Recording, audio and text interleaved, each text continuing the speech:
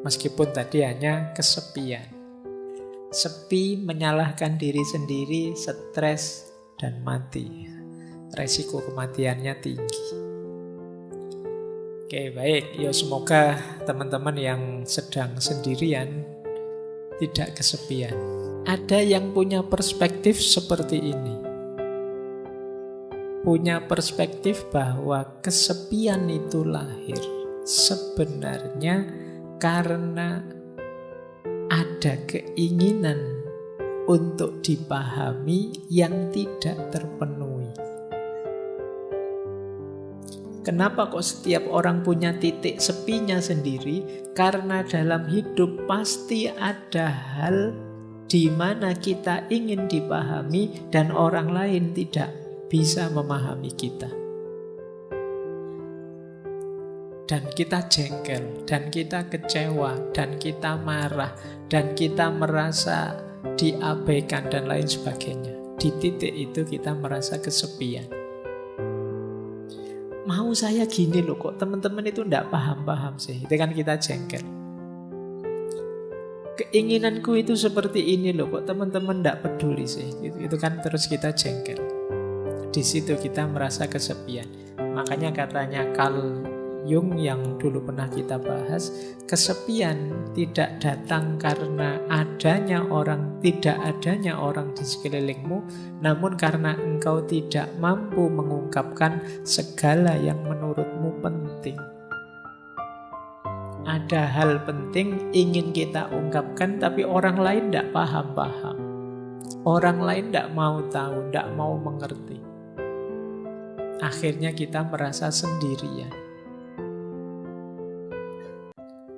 Dilanjutkan itu oleh Jodi Picoult, ini novelis Amerika. Kata dia, biar ku beritahu engkau, kalau engkau ketemu seorang penyendiri, itu bukanlah karena mereka menyukai kesendirian, namun karena mereka sebelumnya telah berusaha keras untuk membaur ke dalam dunia dan orang-orang selalu mengecewakannya. Jadi kita merasa sepi, merasa sendiri ketika orang tidak mau tahu kita, ketika orang mengabaikan kita, ketika orang tidak peduli pada kita. Kita teriak-teriak, mbok jangan maki-maki di medsos, mbok jangan gegeran di medsos, ayo kita rukun. Dan orang-orang tetap maki-maki, tetap gegeran. Di situ kan kita merasa, ternyata suaraku tidak didengar. Ternyata nasihatku tidak diikuti. Ternyata keinginanku tidak dipahami. Di situ kita merasa, nilaiku ini apa sih? Jadi sepilah kita merasa itu. Maka teman-teman kalau merasa hidupnya semi, coba dicek. Jangan-jangan seperti yang dijelaskan di awal, kita mematok keinginan terlalu tinggi terhadap orang lain.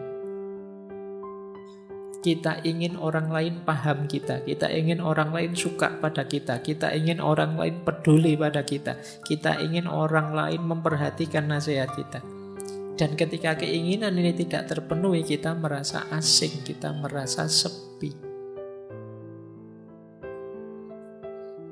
Disitulah Khalil Gibran berkata, rasa kesepianku lahir saat orang memuji omong kosongku dan mencela kediaman kebijaksanaanku.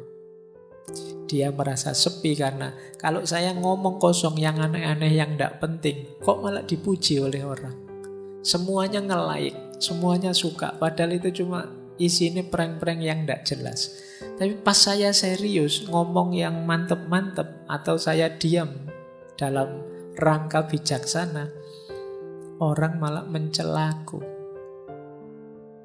Sekarang kan banyak orang yang mencela kediaman. Mencela kediaman itu maunya semua orang disuruh bersuara. Ya contoh paling mudah, di grup-grup WA itu saya kemarin di semua grup kan isinya innalillahi, selamat itu. Isunya kan banyak itu.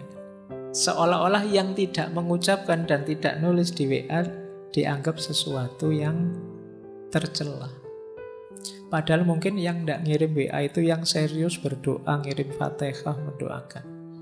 Di situasi hari ini begitu. Nah, ini bahan refleksi kita lagi. Jangan-jangan rasa kesepian kita karena kita berharap terlalu banyak pada orang lain.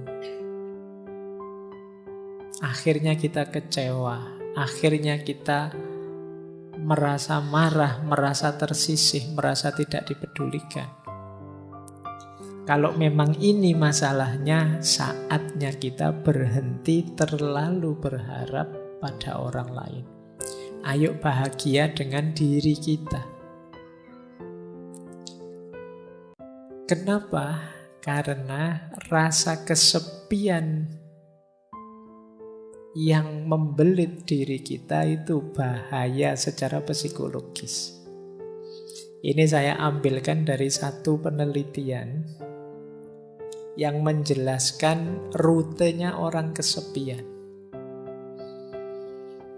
Orang kesepian itu kan mesti akarnya karena kecewa, tidak bisa ngeblend, tidak bisa berbaur dengan dunia di sekelilingnya.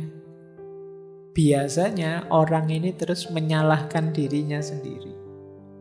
Kenapa aku kok introvert ya? Kenapa aku kok ndak bisa ramah ya? Kenapa aku kok ndak bisa? Jadi biasanya terus disalahkan dirinya sendiri. Orang tidak menghargai dia, disalahkan dirinya. Orang tidak peduli padanya, tadi disalahkan dirinya. Dia menyalahkan dirinya terus. Sehingga akhirnya meruntuhkan self-esteem-nya, kebanggaannya pada dirinya. Kalau orang sudah runtuh kebanggaan pada dirinya, dia akan mengalami stres berat. Saya tidak berani bilang depresi ya nanti. Depresi tambah nemen. Orang stres berat itu nanti sistem imunnya kacau, dia mudah sakit, ya karena hormon kortisolnya meningkat.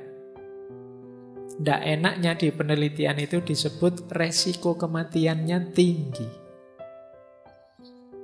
Nah, jadi ternyata ada korelasinya. Orang yang merasa kesepian, resiko kematiannya meningkat.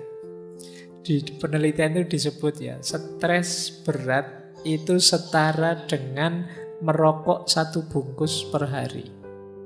Bahayanya. Nah, berarti kalau teman-teman, tapi Pak kalau saya pas stres itu malah ngerokok Pak. Ya wis bener, daripada bahayanya seperti ngerokok 1 bungkus, ya ngerokok saja sekalian 1 bungkus. Ya memang bahayanya itu. Atau dan lebih beresiko daripada obesitas. Dan lebih mempengaruhi kesehatan daripada orang yang tidak mau olahraga. Jadi ternyata ya efeknya bisa ke kesehatan. Meskipun tadi hanya kesepian.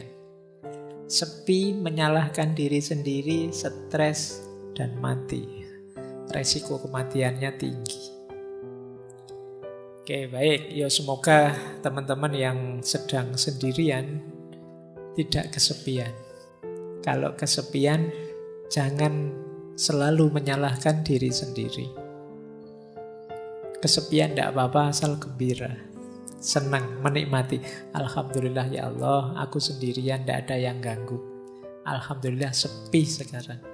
Tidak repot lagi, tidak apa-apa. Maknai saja secara positif, biar tidak stres.